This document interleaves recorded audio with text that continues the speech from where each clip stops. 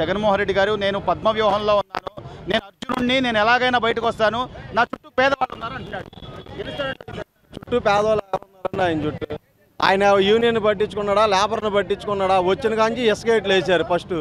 దానికి ముందు నుంచే పడ్డాయి మాకు ఎస్కేట్లు, 6 నెలల కింద నుంచే పడ్డాయి మాకు. ఎవరో పట్టించుకునే నాదులు లేరు. నీకు అందరికీ 10,000, 6,000, 18,000 వేస్తున్నావు, కానీ సభ్యత్వం కార్డు ఉన్న ఒక్కడికైనా నువ్వు కనీసం ఒక 2,000 వేసావు నెలకి, లేదా సంవత్సరానికి 1,000 రూపాయలైనా, కొన్ని సంవత్సరానికి 1,000 రూపాయలు వేసావా? ఎవరు ఎలా తింటారు? ఇక్కడ ఉన్న ప్రతి ఒక్కడు ఏదో ఊరి నుంచి వచ్చి ఇక్కడ కష్టపడిన వాళ్ళే. విజయవాడ ఒకప్పుడు మంచి పేరు ఉండేది, ఇప్పుడు మన ఏపీకి ఏది పేరు ఏది? ఎవడొచ్చినా ఎందుకు అక్కడికి వెళ్ళినా పనులు లేవు అనుకుని కొంతమంది అక్కడే మొగ్గుతున్నారు. ఇక్కడ ఉన్న వాళ్ళు రోడ్డు మీద ఎంతమంది చచ్చిపోతున్నారు? పట్టించుకున్నా కనీసం పోనీ నీ తరపు నుంచి నీకు అన్న క్యాంటీన్ లేదు, రాజన్న క్యాంటీన్ పెట్టి ఈ రోడ్డు మీద పడుకున్న వాళ్ళకి మొత్తం పెట్టచ్చుగా. ఇప్పుడు ఇల్లు ఉన్నాడు ఎలాగని ఇంట్లో తింటాడు, కానీ నువ్వు 5 రూపాయలు కాదు 20 రూపాయలు చేసి పెట్టు. అలా కాదు కదా ఈ రోజున, అంటే నువ్వు అన్నది బాగుంది, అన్నా క్యాంటీన్ తీసేసాడు, పనులు లేవు, ఇసుక వేట వేసాడు, అంతా ఓకే. కానీ నేను బటన్ నొక్కాను, డబ్బులు ఇస్తున్నాను, స్థలాలు ఇది ఏదో సెంటు ఇస్తున్నారని చెప్తున్నాడు ఆయన. ఏమండి ఓటు హక్కు ఉన్న వాళ్ళకి ఇస్తున్నారండి, ఓటు హక్కు లేని వాళ్ళ పరిస్థితి ఏంటి? ఎక్కడో వేరే ఊరిలో ఉంటాయి పాప వాళ్ళకి, ఇక్కడికి వచ్చి బతుకుతున్నారు. మరి వాళ్ళని కూడా చూడాలి కదా.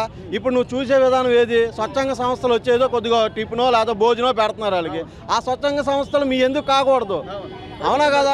ఈ రోజున మనం చెత్త పన్ను అని, ఆ పన్ను అని, ఈ పన్ను అని కడతానే ఉన్నాం ప్రభుత్వానికి. మనం ఆయన ఇచ్చే రూపాయికి 10 రూపాయలు కడుతున్నాం జనాలు చెప్తున్నారు. మరి అలాంటప్పుడు ప్రజలకు ఒక ముద్ద పెట్టడానికి ఏంటి నష్టం? అన్న ఓ మాట చెప్పనా, 45 సంవత్సరాలు దాటిన వాళ్ళకి నువ్వు వేతనం బాగానే ఉంది. ఎందుకంటే వాళ్ళు కదలలేని పొజిషన్లో ఉండి వికలాంగులు అయితే నువ్వు పెట్టు తప్పు లేదు. వాళ్ళు పని చేసుకొని ఇంటిని పోషించుకొని వాళ్ళ భర్త కానీ పిల్లలు కానీ పెట్టే స్టేజ్ వాళ్ళకి. ఆమెకి పోనీ పూర్తిగా ముసలి అయిపోయింది కదలలేనంటే నువ్వు వెయ్యి తప్పులేదు. పూర్తిగా ముసలు అయిపోయిన వాళ్ళకేమో 3,000, వయసు ఉన్న వాళ్ళకి 45 వయసు ఉన్న వాళ్ళకేమో 18,000 అలాగే వేస్తున్నాను. అసలు ఈ డబ్బంతా అంటది బాగుంది, వేస్తారు. ఈ డబ్బంతా ఎవరిదన్నా? ఈ రోజు కరెంటు మీదేనా? జనాల మీదే. నిత్యావసర సరుకుల మీద పెంచిన రేట్లు, కరెంటు బిల్లు మీద పెరిగిన రేట్లు ఇవన్నీ ఉన్నాయి. నువ్వు పెంచేదాని బదులు 18,500 వేసేదానికన్నా మిగిలిన వాళ్ళకి సరుకుల మీద తగ్గించుకోవచ్చుగా. నిన్ను ఎవరు అడిగారు? భవన నిర్మాణ కార్మికులకు సంబంధించి వాళ్ళ పనుల మీద సుమారు 30-40 రకాల పనులు, అంటే కరెంటులు అని, ప్లంబర్ అని, ఇంతమంది బతుకుతారు కదన్నా. ఈ 4.5 ఏళ్ళుగా వీళ్ళు ఇబ్బంది పడుతున్నారు అనేది ఆయన దృష్టికి వెళ్ళలేదంటావా? ఫస్ట్ వెళ్తాయన్నా, మరి జనాల మీద ఆయన ఎందుకు పాకబట్టాడో మనకు తెలియదు. లారీలు తిరుగుతూనే ఉన్నాయి కదా, ఎక్కడికక్కడ పోతానే ఉన్నాయి లారీలు. ఎక్కడన్నా అవి ఎక్కడ కాదుగా. ఇల్లులు వైఎస్ఆర్ ఇల్లులకి, లేదంటేనే ఏదైనా ఆఫీసర్ల ఇళ్ళకి, లేదా నాయకుల ఇళ్ళకి కరెక్ట్గా. ఇప్పుడు కొండ మీద ఒకటి ఇల్లు కట్టుకుంటాడన్నా, కనీసం ఇప్పుడు ఇసుక వేయించుకోవాలంటే 6,000 7,000 ఉంది మామూలుగా. కొండ మీద మోపించాలంటే ఎంత అవుతుంది? అదే నువ్వు దీంట్లో తగ్గించి అదే పాత రేటుకి 3,000 3,500కి ఇచ్చినా సంతోషంగా ఫీల్ అవుతారు. ఏ లేదుగా ఇప్పుడు కట్టించుకోవాలంటే సగటు మనిషి మధ్య తరగతోడు కట్టించుకోవాలన్న అవకాశం లేదు. ఏమీ లేనోడైనా కట్టించుకున్నాడు, అన్ని ఉన్నోడైనా కట్టించుకున్నాడు, మధ్యలో నలిగిపోతున్నాడు. చివరిగా ఈ రోజున గత 2019 అన్నట్టుగా రాష్ట్ర విభజన జరిగిన తర్వాత విజయవాడ బాగా డెవలప్ అవుద్ది అని చెప్పి చుట్టుపక్కల అన్ని ప్రాంతాలు, శ్రీకాకుళం నుంచి అటు కడప అటు నుంచి కూడా చాలామంది వలస వచ్చారు కార్మికులు, కూలి పనులు చేసుకునేవాళ్ళు. ఈ రోజున పని లేకపోగా, మీరు అన్నట్టు కనీసం ఒక ముద్ద భోజనం దొరకపోగా ఈ మద్యానికి అలవాటు పడిపోయి వాళ్ళు చేసే 500 పని కూడా 300-400 అక్కడే తగిలేస్తే ఇక కుటుంబాలు ఎట్లా బాగుపడతాయి? నేను పని చేపిస్తున్నానండి, నా దగ్గర దాదాపు బయట ఊరి నుంచి వచ్చే వాళ్ళు 5 పని చేస్తారు.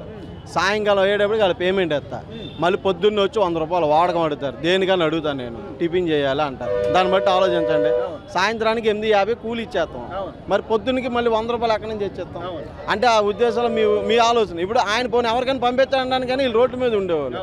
మీకు సాయంకాలం 6 దాటే బ్యాంకులు ఉంటాయా, పోస్ట్ ఆఫీసులు ఉంటాయా, వైన్ షాపులు ఉంటాయి. 9 వరకు వైన్ షాప్. మందు తీసేసే ఓటు అడగడానికి వస్తా, మరి ఇన్ని మాటలు ఎందుకన్నా? తీరన్నా, అలా తీసేన్న మాట అబద్ధం. దాని బదులు నువ్వేం చేస్తావు? 4 ఉన్న చోట 1 పెట్టు, 3 ఉన్న చోట 2 పెట్టు. అలాంటి వ్యక్తి నన్ను ఇంకోసారి చూడండి అంటున్నాడు. ఎవరు నమ్మరు. మరి ఎట్లా ఈ రోజు పని లేదు, ఇప్పుడు దాకొచ్చారు 10-11 దాకా నిలబడి మళ్ళీ వెళ్ళిపోవడం అంటే ఎట్లా? కుటుంబానికి ఏం చెప్తారు? కుటుంబానికి ఏం చెప్తాం? ఇప్పుడేమో ఆటో డ్రైవర్లేమో గ్యాస్ పెరిగిపోయింది, దాని తోడేమో గ్యాస్ బండి ఒకప్పుడు ఒక రేటు ఉండేది, నూనె ఒక రేటు ఉండేది, అన్నీ సావుకోగా ఉండేది. ఒక 500 కానీ ఓ 300 సంపాదించినా ఇంట్లో తినేవాళ్ళం, చేసుకునే వాళ్ళం. ఓ బాధ్యత అనేది 100 తాగినా 200 తాగినా 300 ఇంట్లో వెళ్ళాయి. ఇప్పుడేమో మనం 500 సంపాదించినా 200 మందికి వెళ్తున్నాయి. అడగా పడగా మన ఖర్చులు మన 24 అయ్యి అని మన ఖర్చులు ఉంటాయి, 100 పోతాయి. 200 ఇంట్లో వస్తాయి. నువ్వేం మొగోడివిరా, 2 వద్దలు ఆడుతూ సంపాదిస్తున్నావు, నువ్వేం సంపాదిస్తున్నావురా అంటున్నారు ఇంట్లో ఆడవాళ్ళు. ఇన్ని తెలిసి కూడా ఎలా అన్న ఎలా గెలిపించారంటో 150 సీట్లు. అది అందరూ పోలింగ్ అంటారండి, అసలు 150 ఓట్లు కూడా గ్యామ్లింగే. వేసిన ఓట్లు కాదంటావా? అది తప్పు అండి, అది తప్పు. మాట చెప్పమంటారా? ఒక ఛాన్స్ జనాలు ఇవ్వాలని ఆలోచించి ఇచ్చారు. అయితే ఒకటే దాంట్లో మెయిన్ ఉండేది ఎవరో బిల్డింగ్ కార్మికులు. ఎందుకంటే అందరూ ఎన్నో చేశారు, కొత్తగా వచ్చి ఈయన ఏమో చేస్తాడు కదని మేము నమ్మి ఓటేసాం. అయితే ఈ బిల్డింగ్ కార్మికుడినే నువ్వు తొక్కేసావు. ఇంతవరకు వచ్చి మీరు ఏ సెంటర్కి వెళ్ళాలంటే అక్కడికైనా వెళ్ళండి, ఒక బిల్డింగ్ కార్మికుడికి ఒక 2000 ప్రభుత్వం తరపు నుంచి ఒక 200 పడిందని చూపించమని. కార్మిక శాఖ మంత్రి అనే వాళ్ళు ఒకళ్ళు ఉంటారు, అది ఎవరో ఇప్పటివరకు మీకు ఎవరు? మాకు తెలియదండి, కార్మిక శాఖ తెలియదు. అంత ముందంటే పలానోడు అని చెప్పేవారు. తర్వాత యూనియన్ కార్డులని కొంతమంది మాట్లాడేవారు. ఇప్పుడు యూనియన్ కార్డులు అవకాశమే లేదు. ఎందుకంటే 10 కార్డులు పెట్టేస్తే 10 కార్డులో 2 కూడా రాలేదు ఇప్పుడు దాకా. మనం ఏం చేద్దాం? సరే కొత్తోడు ఏదో చేస్తాడని చెప్పి అనుకున్నారు, బాగా ఏముంది. మళ్ళీ ఇంకొకసారి చూడండి నన్ను అంటున్నాడు ఆయన. ఏమో ఆయన ఇప్పుడు ఓటు నువ్వెయ్యి, ఎవడన్నా వేసేదే ఈ రంగా రోడ్ల మీద తిప్పుతుంటే ఇంకోసారి చూడు అంటున్నాడు. అదే అంటుంది. ఇంకోసారి చూస్తే ఇంక పొనుకోవాలి రోడ్డు మీద మనం. పనులు దొరుకుతున్నాయి అసలు, అదే అంటుంది. పనులు లేవు, మొత్తం భోజనం దొరుకుతుందా? పరిస్థితి అట్టా ఉందనే ఇది మొత్తం తీసుకో. మాకు 2019లో ఏది 6 నెలల కింద నుంచి మాకు ఇదే దుస్థితి. మీరు కావాలంటే ఇంకొక గంట ఆగిరండి, ఈ జనాభా ఇలాగే ఉంటారు. మా పరిస్థితి ఏంటంటే పనులు ఉంటే ఒక్కడు కనపడ్డా ఇక్కడ.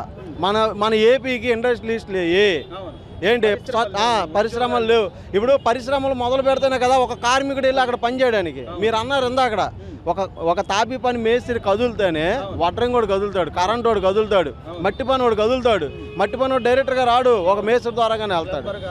ఏంటి ప్లంబర్లు కానీ టైల్స్ కానీ ఆఖరికి అక్కడ దాకా ఎందుకు మీరు పెట్టారు బిల్డింగ్ ఇన్స్పెక్టర్లు? మేము పని చేస్తుంటేనే కదా మీ పని చేస్తామని తెలిసేది వాళ్ళకి.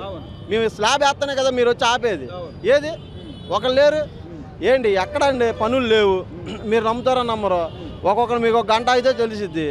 300కి 400కి ఆ పువ్వుల పనులకి, లేదంటే ఏదైనా వాటర్లో బలాలు తొట్టడానికి వెళ్ళిపోతున్నారు. మరి ఏం చేస్తారు?